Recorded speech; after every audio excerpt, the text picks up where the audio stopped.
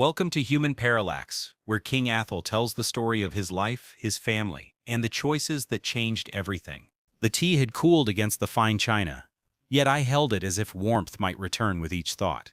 Outside, the alien sky stretched in hues I had long forgotten to name, and silence draped itself over the terrace. I had lived a life shaped by crowns and counsel, by wars and whispers, yet it was here alone with only my memories for company that the true weight of it pressed against my chest. Every flicker of wind, every distant shimmer of starlight reminded me how small and vast the universe could be. I inhaled slowly, tasting the faint bitterness of tea and reflection alike. So it begins again, I murmured to no one. And yet, always the same. I could feel my childhood drifting toward me, like smoke through the corridors of the palace. Each moment unrolled slowly, a gentle echo of laughter and arguments, of lessons taught and unspoken warnings. Nothing rushed here. The memories allowed themselves their own pace. Athel, my mother's voice whispered from the recesses of memory. Do you understand what lies ahead? I shook my head, though she could not see. No, not yet, I thought. But it is already shaping me. Even then, I felt the quiet pull of invisible forces, guiding my steps with a gravity I could not name. Time had its rhythm, but memory its own. Even as I played under alien stars, a boy unburdened by awareness, threads of destiny tugged at me. Every choice, every glance, every whispered caution around the court, unseen hands nudged my understanding. I did not yet know the import of those small decisions, how the world watched me from hidden angles. One day you will see. I remembered my father's voice, distant but certain. You are part of a story larger than any one crown. The boy within me listened and laughed and fell asleep, never realizing that the shaping had begun long before he noticed it.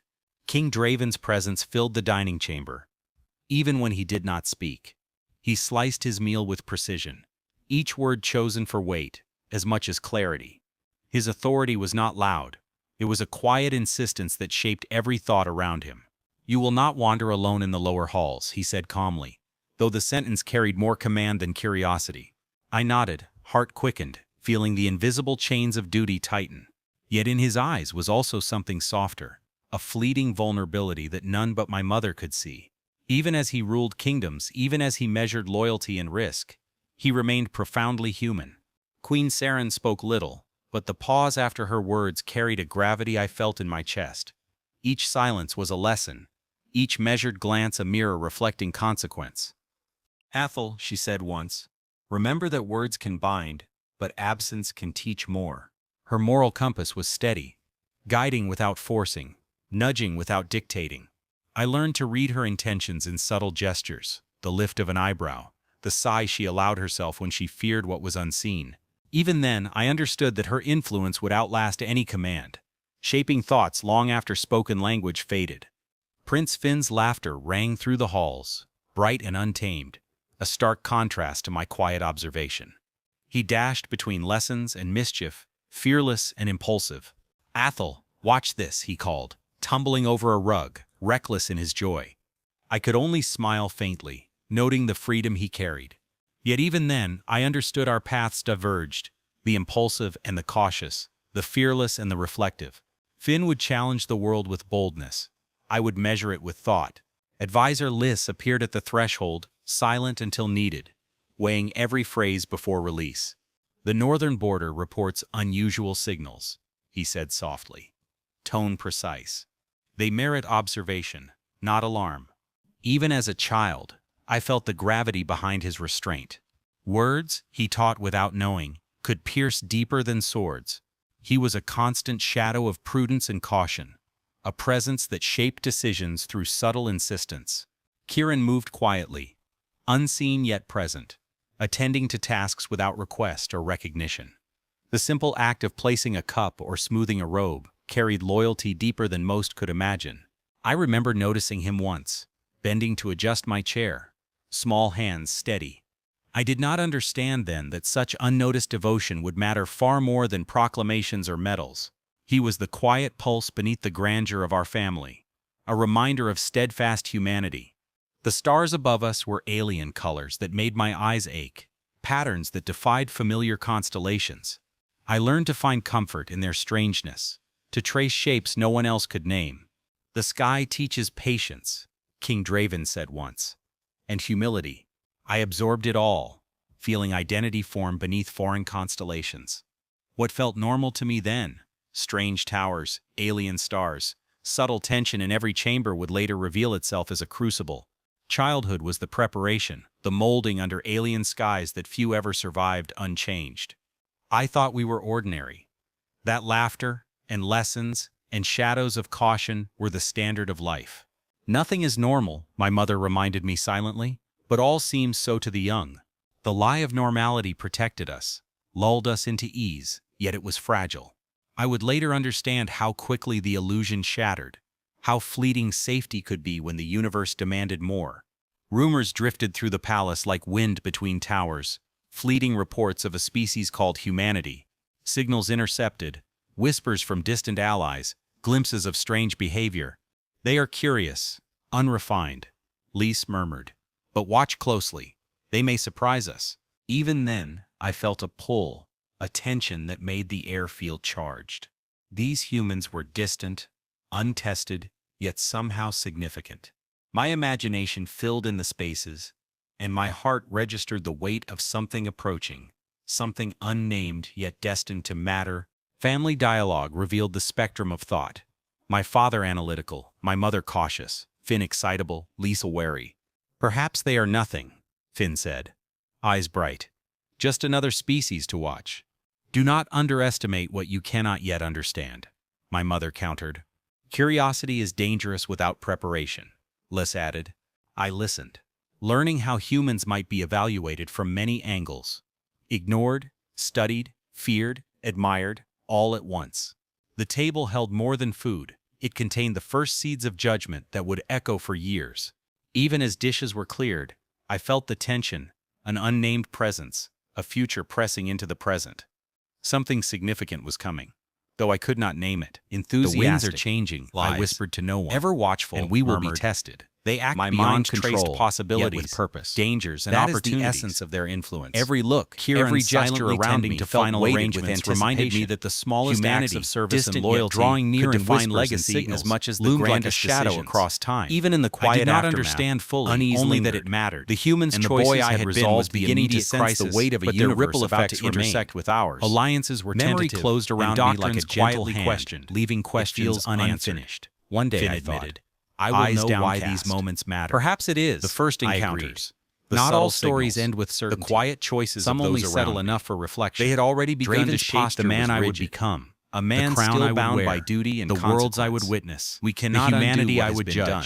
All of it traced back to these small, unremarkable moments beneath alien skies. We honor them best even now, by remaining vigilant. Long after the palace fell silent, I could feel the threads among the remnants, weaving a story that would echo far beyond what I could imagine. Balance the first time I truly saw them. Humans, the galaxy not just whispers or intercepted whether it understands or not. The air itself seemed to change. Softly. They were messy, I realized that respect and fear could coexist, and yet there was a spark story in ours would continue to unfold adaptability I had never witnessed among the disciplined ranks of our galactic kin. Expectation, keep calm, and morality. Liz whispered sitting back, me, tea cooling in my hands. I let the enormity of it all. Do not interfere. Humanity I watched one human stumble and challenge and rise again without hesitation. Their presence on a companion before thinking of self-preservation, reevaluation across a galaxy unprepared for their audacity. How strange. They are not conquerors. I murmured to no one in particular.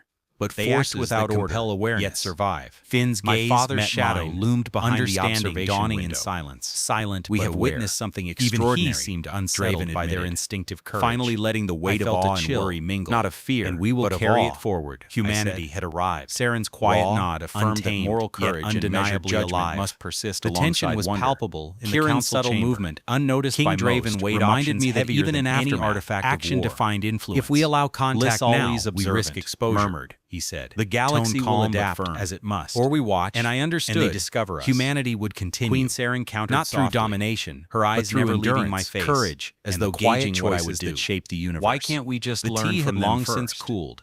forgotten on the low table beside on the edge of his chair. I leaned back, excitement, the weight of memory settling across my shoulders like a familiar cloak. I felt the weight of inherited duty pressing down on all of us. My first exposure to humanity made here, the conflicts, the victories and losses, played out in quiet flashes behind closed eyes. My mind raced with possibilities. Are you thinking again, or disaster? Finn's voice or curiosity from reflection. Every word, gentle, but every hesitation mattered. Always. And I understood that the human presence was more than observation. Corners of my lips. It was a test of memories are less linear than we believe. The humans moved contrary to all protocol we had been even taught. When unnoticed. They questioned orders, soft laughter echoed in efficiency, demanded compliance. Some their choices violated our logic, yet delivered results. She said.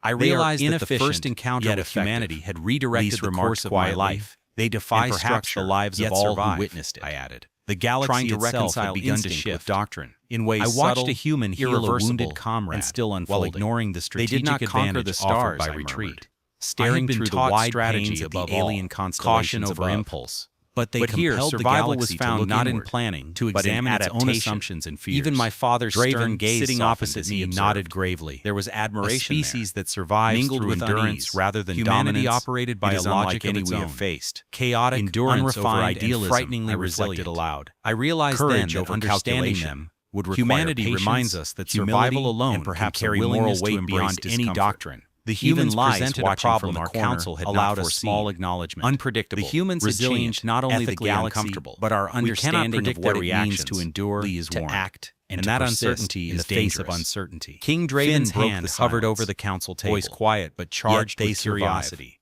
That in itself is proof of strength. Or continue shaping the galaxy in ways we cannot foresee. Strength measured in survival was admirable. Eyes on the dimly glowing stars. But it was also inconvenient, not because humanity did not adhere to our rules, our doctrine, and their choices are beyond our control. Their choices were not just tactical. We must be ready moral tests, to respect, forcing every observer and to confront uncertainty. Huron moved past us. Do we guide them unnoticed, control them, yet every gesture or let them define reassurance? History I wondered aloud, feeling the weight of responsibility pressing on even by those too young to bear it, yet too old in memory to escape. The future is a conversation. Not a decree. Save for Finn's muttered humanity has begun. Are they really that dangerous? Letting the chill of the evening none of us settle into my bones. Yet all of us felt humanity's story, even amidst tension, was only beginning. The humans beneath alien skies. It was sharp. The galaxy sudden, would watch, almost respond and adapt. A sound that no one could truly predict the consequences of courage, resilience, and choice. I whispered, it feels unfinished. Observe, Finn said quietly. A note of both awe and their humor can disarm, distract, or bind. I whispered. It is as much a weapon as any blade. Is the essence I watched of life, a human grin at humanity itself. I sipped the last of the cold tea. Their resilience, letting the memory of that first encounter guide me forward. They endured in the fear with levity, stars shifted silently, and I understood me more than their aggression would have. Every act of courage is not only quiet decision, but would ripple across the universe, shaping a story far larger than any one betrayed a moment of admiration. First I was just scrolling the on humans my phone, were reckless, but he asked raw, me what I was yet their reading. hearts We ended up defiant and talking for the whole unbroken, 40-minute mattered more ride. than I had He told expected. me about his late A wife human and how scouted they a met at collapsed jazz structure, concert in the assessing 70s. risks He said with she rapid used to sing intuition along to rather than records while protocol. cooking. He Always moved to slightly save a trapped off-key. companion one of before the most considering his own unexpected, safety. They heartfelt prioritized conversations differently. I've had I whispered, in a long heart time. tightening. When I got off, Others before self. he waved and excited. said, Queen "Thanks for Saren listening." leaned toward me, whispering. Most people just ignore Notice me. how That courage and moment stuck with conscience me. intertwine in ways we do You not never teach. know whose day The you'll lesson make was immediate. just by being kind. Humanity could not be measured by efficiency alone. Their decisions reflected instinct, empathy, and endurance, a blend that made them unpredictable yet effective. Even Finn paused, watching wide-eyed. I don't think I'd survive that, he admitted softly. I realized then that humans tested more than strategy. They tested perception, morality, and patience. Observing them was education as much as observation, and the weight of learning settled on my shoulders. Even from a distance, their signals carried weight. Radio pulses, coded messages, intercepted transmissions. They whispered of intelligence, of culture, of resilience. They are reaching farther than we thought, Lise murmured, scanning the readouts. I traced patterns in the signals, sensing coherence amid apparent chaos. Humanity was not chaotic. They were methodical in ways our eyes could not yet see. Curious, I said, and dangerous perhaps. King Draven's expression was unreadable, but I saw the subtle tension in his jaw. Every intercepted whisper hinted at growth, unpredictability, and moral complexity. Humanity was approaching the galactic stage, not as conquerors, but as catalysts, Forces that would compel judgment, challenge doctrine, and awaken long-dormant questions. Even at 10, I felt the weight of anticipation. The universe was shifting, and humans were the spark. I felt awe and fear, often simultaneously. The humans were fragile in form, yet unbreakable in spirit. The ways they defied expectation, adapted to danger, and embraced risk fascinated me. Could we control them? I wondered, a shiver running down my spine. Should we? Queen Saren's calm voice floated through memory. Control is illusion. Understanding takes patience. I realized then that fear and admiration were entwined, impossible to separate. Finn's excitement, Lys's caution, Draven's command, all reflected the same tension. Humanity forced reflection, even in the young. Their presence demanded observation, understanding, and restraint. And yet it left a spark of hope. They were unpredictable, yes, but alive, resilient, and capable of remarkable courage. The council adjourned, but the memory of humans lingered. Their laughter, their improvisation, their unpolished resilience clung to the air like scent. We have seen only the beginning, Livia quietly. Tone edged with both admiration and caution. Yes, I replied, voice barely audible, and it will matter. Even Finn, impulsive and loud, sat silently, sensing the gravity of our first contact. King Draven's gaze lingered on the stars, thoughtful, measured, heavy with responsibility. Queen Saren's hands rested lightly on her lap, her silence more instructive than any command. I knew then, though I was still a boy, that these humans would not be a footnote in our history. They were unpredictable, ethically complex, resilient, and the universe had yet to reckon with them. And I, a young prince beneath alien skies, would watch it all unfold, carrying the first understanding of something vast, inevitable, and profoundly human. The humans kept surprising me. Again and again, they chose the path that made no sense to my galactic-trained mind, sacrificing comfort for survival, safety for the protection of others. I watched a small contingent maneuver through a collapsing settlement, leaving equipment behind but carrying the injured, their faces set with quiet determination. Why risk so much for them? I murmured to myself, heart tight. Because it is the only way to survive, Lys answered softly beside me, not looking up from the data scrolls. Humanity thrives where others would falter. I noted how they abandoned ideals without hesitation, choosing practicality over morality, as if instinct dictated the rules. Yet even in these choices, I sensed a strange honor. Their survival was a statement, a declaration not of power, but of resilience. Finn leaned close, whispering, "Do they ever think of themselves?" I only shook my head. That question did not have an easy answer. Chiron, ever silent, moved in subtle ways that drew no attention but revealed fierce loyalty. A fallen beam, a minor injury, a task done unnoticed. Each action marked his devotion, visible only to my observant eyes. "He notices everything," I whispered, "even when we do not." Finn wavered between fear and admiration, caught in a whirlwind of emotions he could not yet name. "I wish I were braver," he confessed quietly, and I understood more than words could convey.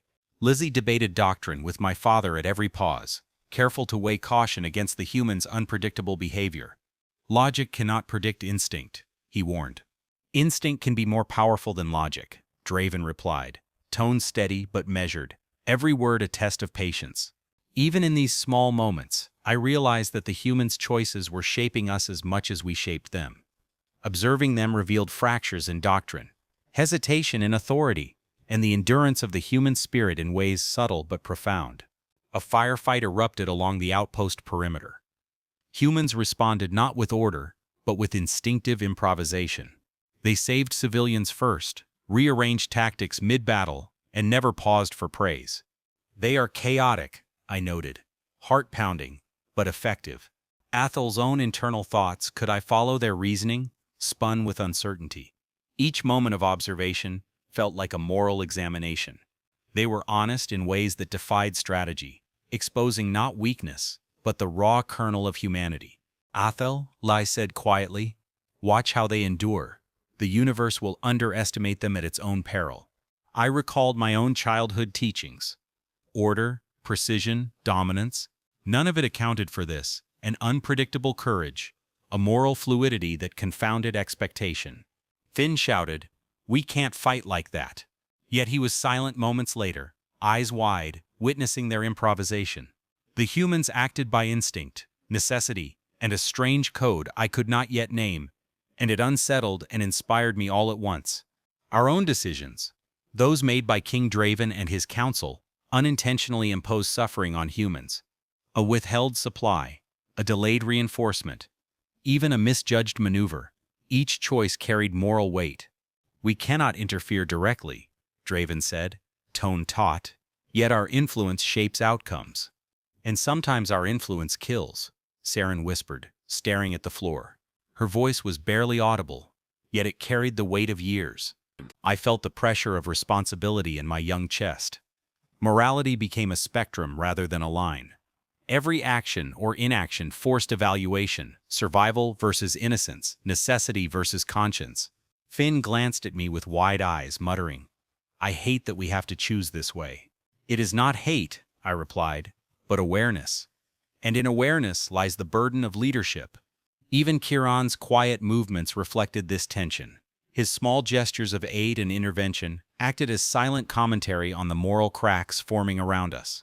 Watching them, I understood that humanity could not be defined by dominance or doctrine. It was endurance, moral courage, and adaptability that made them formidable. "They do not command, they endure," I whispered, recalling the humans lifting the injured under fire, improvising escape routes, sacrificing comfort for survival. "They survive because they value more than efficiency," Lies agreed, voice low and contemplative. Finn's eyes softened. "I think I understand. They fight for each other, not for glory." Even Draven nodded, silent acknowledgement of a lesson taught not by words, but by action. Queen Saren's fingers drummed lightly on the table. Her gaze conveyed recognition, not pride but acceptance of a truth our doctrine could not yet encompass. I realized then that human survival was not just a physical act. It was ethical, emotional, and instinctive. Humanity's resilience was a declaration, not to conquer, but to endure, shape, and survive under impossible odds. In the field, humans forged connections I had never seen in any structured campaign. A human would step aside to shield another, a minor sacrifice unnoticed yet pivotal. They prioritize bonds over efficiency, I reflected. Kiran mirrored this in quiet ways, ensuring humans escape traps we did not even fully recognize. His loyalty became a lens through which I understood the depth of commitment humans inspired. "Even the smallest acts define their humanity," I whispered. Finn laughed softly at one moment, a fleeting, nervous acknowledgement of courage he did not yet feel. "They're insane," he said, voice tremulous. "Insane, or human," I countered. Liz glanced at me, silent judgment and recognition combined. Humans acted where doctrine failed. They endured where we might falter. Even chaos had its own logic, one defined by necessity, ethics, and shared struggle. Every encounter was a lesson. Every improvisation, every choice that defied our expectations was a text I struggled to read. "Do they act with strategy or instinct?" I wondered aloud. "Sometimes both," Lies replied, tone careful, "but always with intent." I found myself analyzing, reflecting, and questioning every principle I had been taught. Survival, courage, and morality were no longer abstract. They were embodied, lived, and enforced by these humans. "I am learning from them," I whispered to myself, a mix of awe and trepidation swelling within. Even Finn watched intently, silent for once. King Draven's eyes held grudging admiration. Queen Saren's measured breathing suggested recognition, not of superiority, but of endurance. Humans were teaching us what doctrine could not. Resilience was more than planning, it was moral, emotional, and instinctive. All the field was quiet again. Though the echoes of human action lingered, fires smoldered, wounded had been moved, and improvisation had won the day. "They endure," I whispered to the darkness, "and in endurance lies their power." King Draven stood, hands clasped behind him, surveying the aftermath. "We may not control them, but we cannot ignore them." Saren's eyes were thoughtful. "Nor should we attempt to. They are different." Finn finally broke his silence. "I think I understand a little of what you mean about courage." Kiran moved silently among the remnants of the battle, unnoticed by most, yet seen by me. His actions, small and deliberate, mirrored the human's resilience proof that loyalty and endurance existed in many forms. Lights approached, voice measured. The universe underestimates them, as we once did. We must learn, or suffer the consequences. I stood alone for a moment, gazing at alien stars, reflection mixing with anticipation. Humanity had redefined itself, not in victory or conquest, but in choice, action, and survival. And I knew, with a certainty I had never felt before, that these first lessons were only the beginning. The humans made a choice no doctrine could condone. They defied centuries of interstellar protocol, not out of malice but necessity. I watched as they rerouted a critical supply convoy through uncharted territory, ignoring safety protocols, calculations, and every precaution the galaxy considered sacred. They are risking everything, I whispered, pulse quickening. And yet, they do it with intent, Lise observed, voice low.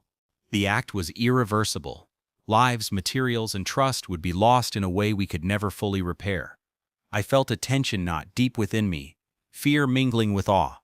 They were not reckless. They were human, following instincts we could not predict, moving beyond rules and reason to preserve what mattered most. Finn turned to me, pale. They're insane and brilliant. Insane is not the word, I said, gripping the railing, eyes tracing their path under alien skies. They are honest in ways we have never understood. Even Chiron, silent as ever, adjusted gear and posture subtly, mirroring the human's unwavering determination. A wave of fear and wonder washed over me. My mind raced, questioning everything I thought I knew. Should such a species be guided, controlled, or left free to shape the galaxy on its own terms? Athel, what are you thinking? Finn asked nervously. That perhaps the galaxy itself has no right to judge them, I admitted. King Draven's eyes narrowed. You think they will follow reason? Reason is insufficient, I replied, voice steady despite the storm inside. They act by necessity, loyalty, and conscience. And in those acts lies their strength. Saren's lips pressed together, silent acknowledgement of the moral and existential weight pressing down on all of us. I realized the truth. The human's choices forced every one of us to reconsider our assumptions. Doctrine, hierarchy, and expectation held little sway against the force of instinct, combined with empathy. They make us question ourselves, Libby said softly. And perhaps that is their greatest power. The aftermath was immediate and brutal. Lives were lost, both human and allied, and territory changed hands in ways impossible to reclaim.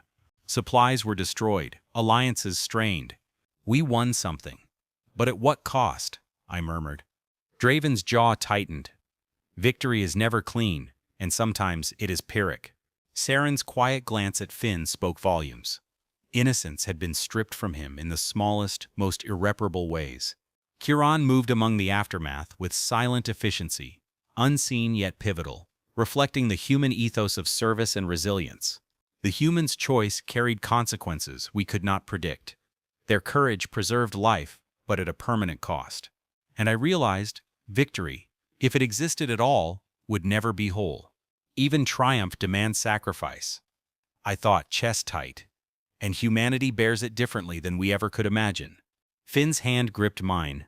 I don't know if I can ever forget this, he admitted, voice trembling. The council convened under tense skies. Every word carried weight. We must act carefully, Draven commanded, eyes sharp. Login, Argem, so and. Careful may not suffice, Lise countered. Their choices have already reshaped the landscape. Do we follow or retreat? Saren's voice, soft but deliberate. We cannot impose ourselves blindly. Our judgment is limited. Finn spoke urgently. If we interfere, we risk destroying them. But if we do nothing, we risk losing everything. I felt the responsibility pressing down, heavier than any crown. Perhaps we have misunderstood power. Perhaps endurance and moral courage define it, not control. The humans acted with neither consultation nor apology, yet their presence demanded recognition. Every pause, every calculated silence between our words mirrored the tension of those on the field, shaping strategy and conscience simultaneously. Even Chiron's quiet observation, unnoticed by most, acted as a silent commentary on the stakes we faced. In dialogue and silence, we were all tested, forced to confront what it meant to survive and lead. I realized then that humanity could not be understood through logic or doctrine alone. Their resilience was ethical, emotional, and instinctive, layered beyond prediction. They are impossible to contain, I murmured, eyes fixed on the horizon. Perhaps containment is irrelevant, Liz said softly. Draven's face darkened. Then what are we left with? Reflection, I replied. Observation and learning. Humanity forces us to reconsider our place, our purpose, and the meaning of endurance. Saren's nod was nearly imperceptible, a quiet acknowledgement that moral weight did not need words. Finn, silent at my side, absorbed the lesson without comprehension but with instinctive respect. Even Kiran, moving among the remnants of action and choice, embodied a truth too subtle for speech. Loyalty and perseverance could define outcomes as much as strategy or power. I understood, finally, that the human's existence demanded a philosophical recalibration. Not dominance, not conquest, but moral courage, endurance, and adaptability were the true measure of significance. The ripple effects spread silently. Galaxies, a council debated and analyzed. They force us to question every assumption, I reflected. Every action now carries new meaning, Lies murmured, eyes scanning reports. Draven paced slowly. Do we follow their example, or prepare for what comes next?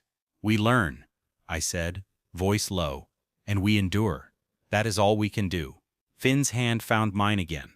I understand a little more now, he admitted, voice shaking but honest.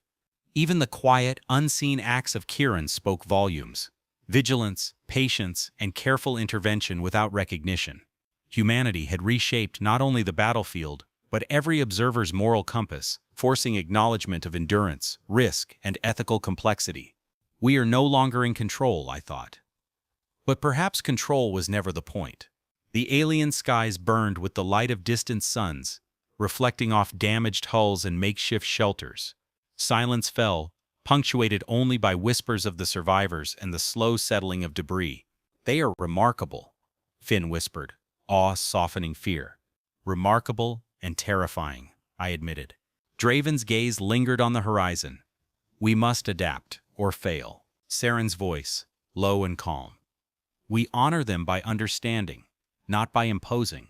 I realized that every choice humans made had shifted expectations, rewritten unspoken rules, and defined resilience in ways our doctrines had never predicted. Kiran's subtle movements among the survivors reflected a quiet lesson. The smallest actions often carry the greatest weight. Laius, always observant, whispered, "The galaxy will take notice, eventually." I let the words settle, acknowledging both the cost and the revelation. Humanity had acted, survived, and in doing so, demanded a reckoning from all who watched. Standing under alien stars, I felt the enormity of what had occurred. Humanity did not seek dominion, yet it commanded attention. Their courage, instinct, and ethical complexity had rewritten the boundaries of expectation. Do we understand them? Finn asked softly. Perhaps understanding is irrelevant, I replied. What matters is recognition. Their endurance will define the galaxy in ways we cannot yet predict. Draven nodded, a grim but measured acknowledgement of truth. Saren's fingers brushed a small emblem on her chest, silent homage to moral and ethical weight carried beyond action. They survive differently, I murmured, eyes tracing the flickering lights of settlement fires. Not through power, but through choice, courage, and moral commitment. Kiran, ever unnoticed, adjusted a protective cover over the wounded, embodying a quiet lesson in resilience. Liz observed the horizon, voice low, the future belongs to those who endure, not merely those who rule. I closed my eyes, letting the reflection settle. Humanity had acted beyond expectation, and in that divergence from the norm, it had forever changed how the galaxy would view life, courage, and moral fortitude. The air was heavy with a quiet that carried more weight than cheers or triumph. I watched the humans retreat, their presence lingering in ways that would reshape galactic thinking. Victory, if it could be called that, was measured not in applause but in the shifts it forced upon alliances and doctrines. Do you believe it was worth it? Finn asked, voice hesitant, eyes scanning the remnants of strategy boards and damaged equipment. Worth it? I echoed softly, sipping the cooling tea that Kieran had brought without a word. Perhaps the question is irrelevant. What matters is that we endured and learned. Draven paced slowly, jaw tight. Alliances will shift, doctrine will be rewritten quietly, and yet nothing will ever feel stable again. Saren's glance swept across the council, her silence speaking more than words could. In that quiet, the galaxy itself seemed unsettled, like a ship tilting under an invisible wave. Even Lias, usually restrained, allowed a small nod. They have forced the galaxy to reconsider. That is the mark of true disruption. We gathered privately, the weight of decisions pressing silently upon each of us. Draven's stern face softened for a moment, revealing the burden behind every command. "I should have anticipated more," he murmured. "More to himself than anyone else. And yet, you did what you thought was right," I said, tracing my fingers along the rim of my cup. Saren's eyes, calm but uneasy, found mine. "Even the choices we make with care carry doubt." Finn leaned back, sighing. "I feel older somehow. Everything seems smaller, yet heavier." I realized in that moment that the growth of a family mirrored the growth of a kingdom, measured not in victories, but in the moral and emotional weight each member carries. Kieran's silent vigilance never wavered, and I finally recognized the quiet influence of loyalty and presence that had shaped our survival. Lysis, as always, watched, a silent witness to how human decisions reframed the galaxy's moral compass. "We have survived," I murmured. "But survival alone is only the beginning." Lyas, standing at the edge of the council chamber, spoke softly, voice almost lost in reflection. "Their resilience has changed everything. Even those who follow doctrine must now reconsider the measure of power." "You see it too?" Draven asked, eyes narrowing. "I see the shift. Not in power, but in expectation," Lys replied. Kieran moved unobtrusively among the aftermath. Small actions noticed only by me. Adjusting supplies, comforting the weary, ensuring no one was left behind. It was subtle, nearly invisible, but it shaped outcomes far beyond any command. I realized, finally, that human resilience manifested in ways both grand and quiet. While Les spoke of doctrine and strategy, Kieran embodied endurance and moral clarity in action. "It is easy to miss what matters most," I whispered, "but not impossible to recognize." We looked at the humans differently now. They were neither conquerors nor invaders. They were unpredictable, adaptive, and morally audacious. "Do we trust them?" Finn asked, the question tentative. "Trust is incomplete," I said, eyes following distant human ships departing. "But understanding is growing." Draven nodded slowly. "We underestimated them, and that underestimation has cost us clarity, security, and perhaps innocence." Saren's voice, soft yet steady. "Respect is warranted. Fear, too. Both exist side by side." I reflected on how subtle actions choosing survival over idealism, risking comfort for others, had redefined humanity in ways no doctrine could anticipate. "This, ever watchful," murmured. "They act beyond control, yet with purpose. That is the essence of their influence." Kieran, silently tending to final arrangements, reminded me that the smallest acts of service and loyalty could define legacy as much as the grandest decisions. Even in the quiet aftermath, unease lingered. The humans' choices had resolved the immediate crisis, but their ripple effects remained. Alliances were tentative, and doctrines quietly questioned. "It feels unfinished," Finn admitted, eyes downcast. "Perhaps it is," I agreed. "Not all stories end with certainty. Some only settle enough for reflection." Draven's posture was rigid, a man still bound by duty and consequence. "We cannot undo what has been done, nor predict what will follow." Saren touched my shoulder lightly. "We honor them best by remaining vigilant and compassionate." I watched Kieran move among the remnants, ever patient, silently ensuring balance without expectation of acknowledgement. "The galaxy will remember, whether it understands or not," Lys added softly. I realized that respect and fear could coexist, and that humanity's story and ours would continue to unfold under alien skies, quietly reshaping thought, expectation, and morality.